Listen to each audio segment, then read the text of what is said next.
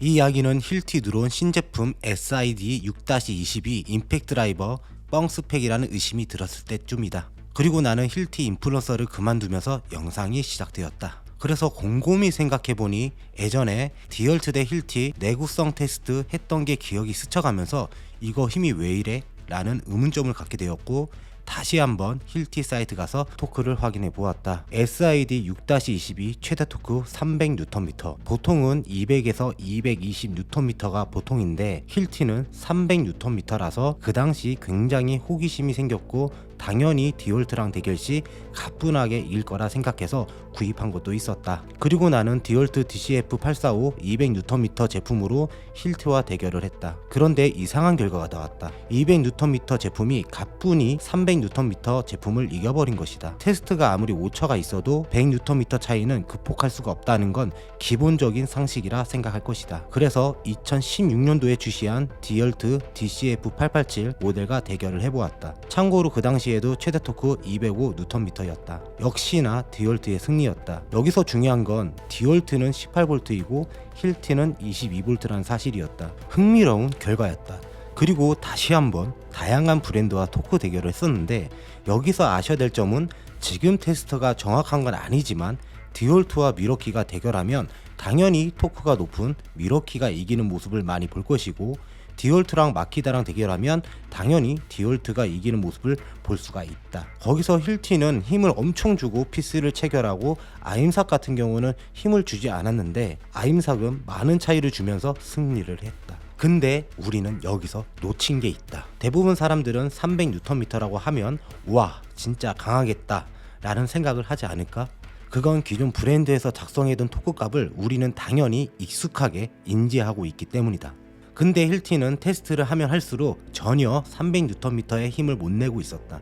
진짜 300Nm라면 어떤 테스트를 해도 힐티가 빠르게 피스를 체결했을 것이다. 그러면 우리가 추측해봐야 할 점은 최대 도달 토크 값이다. 지금 다양한 브랜드들이 표시한 내용을 보면 최대 토크라는 문구가 있다. 당연히 힐티도 최대 토크라는 문구가 동일하게 작성되어 있다. 그러면 힐티는 홈페이지에 나와 있는 최대 토크라는 말이 혹시 최대 도달 토크가 아닐까?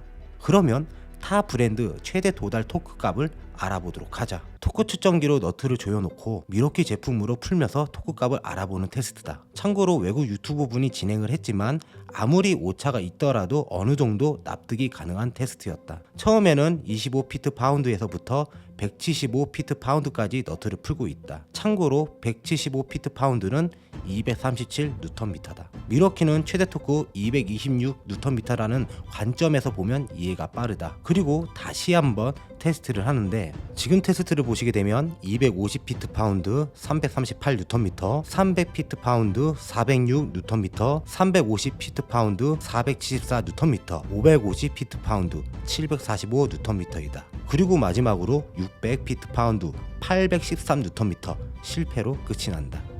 미러키는 최대 토크 226Nm지만 745Nm라는 토크 값으로 너트를 풀어놓았다. 그러면 다시 한번 생각해보자. 왜 미러키는 최대 토크 226Nm를 포기한 것일까? 임팩트 드라이버라는 제품의 특성을 생각해보면 잘 알 수 있다. 미러키 광고 영상을 보게 되면 너트 푸는 장면이 있기는 하지만 보통은 단순 피스 체결하는 모습을 볼 수가 있다. 그것은 사용자가 보통은 다양한 피스를 체결할 때 임팩트 드라이버를 사용하는데, 중요한 건 평균 토크값이라는 것이다. 실사용자가 제품을 사용하면서 체감할 수 있는 토크값, 그걸 작성해 둔 거라 추측할 수가 있다. 여기서 재밌는 사실은 미러키사의 18V 임팩트 렌치 소형 모델이 있는데, 렌치 특성상 RPM은 느리지만 토크값이 매우 높은 편이라서 자동차 바퀴도 풀 수 있는 힘이다. 근데 이 제품이 최대 토크 339Nm라고 표시되어 있다.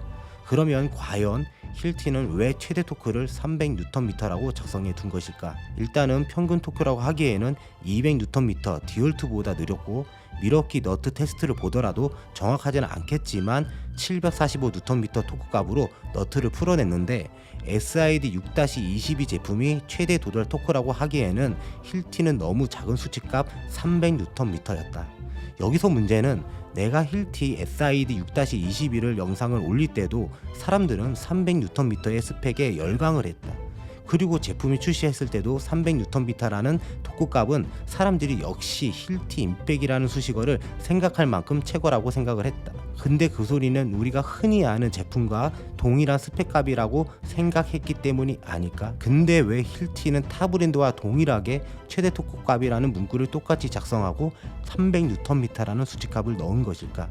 평균 토크값이라고 하기에는 더 낮은 토크값을 갖고 있는 제품과 비교해도 확연히 느리고, 그렇다고 해서 최대 토크값이라고 하기에는 너무 낮은 수치값인데, 힐티에서 자체적으로 테스트를 통해 300Nm가 나왔다고 하더라도 그건 공감할 수 없는 부분일 것이다. 핵심은 타 브랜드와 비교할 수 있는 토크값이어야 소비자는 제품을 판단할 수 있는 것이다. 힐티는 SID 6-22는 결국 300Nm라는 스펙으로 소비자가 정말 반가워는 했지만, 다양한 브랜드와 피스 테스트, 미러키 토크 테스트를 통해서 보자면 300Nm는 결코 높은 수치값이 아닌 셈이다.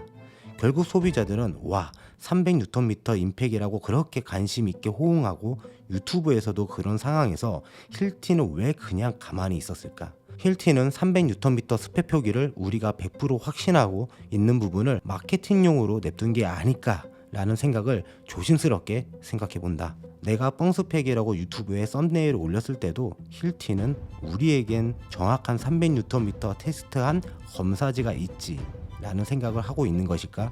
300Nm의 테스트한 무언가를 공개하더라도 그게 정말 떳떳한 것일까? 소비자가 오해할 수 있는 토크값이라고 생각은 안 해본 것일까? 혹시나 힐티는 우리는 거짓말한 적이 없어요, 검사표 보세요, 이런 뻔한 멘트가 나올까봐 심히 걱정된다. 왜냐면 뻔히 속마음이 보이기 때문이다. 그리고 또 한 번 의심이 들기 시작했다. 다른 제품도 혹시나 임팩처럼 같은 개념으로 스펙표가 작성되어 있지 않을까? 이 모든 내용은 개인적인 추측이지만 소문이라는 게 퍼질수록 오류가 많아지는 만큼 건설이 아닌 인테리어 시장에서 유저들에게 더 나은 좋은 이미지로 가기 위해서는 힐티에서는 명백한 해명이 필요할 시점이기도 하다. 다시 한번 말하자면 300Nm 자체가 중요한 게 아니라 왜 그렇게 작성했으며 왜 그런 힘이 안 나오며 왜 타 브랜드와 동일한 스펙값이 아닌지, 마지막으로 오해의 소지가 있는데 왜 이때까지 유저들에게 충분한 설명이 없었는지, 그게 해명 포인트이다. 마지막으로 나는 다양한 브랜드에서 협약을 하고 협찬 광고를 찍더라도 지금처럼 오해 소지가 있는 부분은 별도로 구입해서라도 또다시 테스트를 할 것이다. 이유는 간단하다. 나도 현장에서 일을 하지만 대부분 구독자분들도 현장에서 일을 한다. 그 소리는 생업을 위해서 사용하는 장비인 것인데 마치 횟집에서 요리사가 칼을 구입하는 거랑 동일하다고 보면 된다. 그런 상황에서 잘못된 내용을 전달하거나 혹시나 오해가 생길 수 있는 부분이 있으면 공구를 소개하는 입장에서 솔직하게 전달해 줘야 되지 않을까라는 생각이다. 당연히 현장 일 하시는 분들이 좋은 신제품을 구입하려는 의도를 누구보다 잘 알고 있기 때문이다. 공구상가 운영하시는 사장님이 이 영상을 보신다면 솔직하게 고객분께 300Nm 힘이 나오는 임팩입니다, 타 브랜드보다 스펙이 높아서 힘이 매우 좋습니다 라고 고객분께 말씀드릴 수 있겠습니까?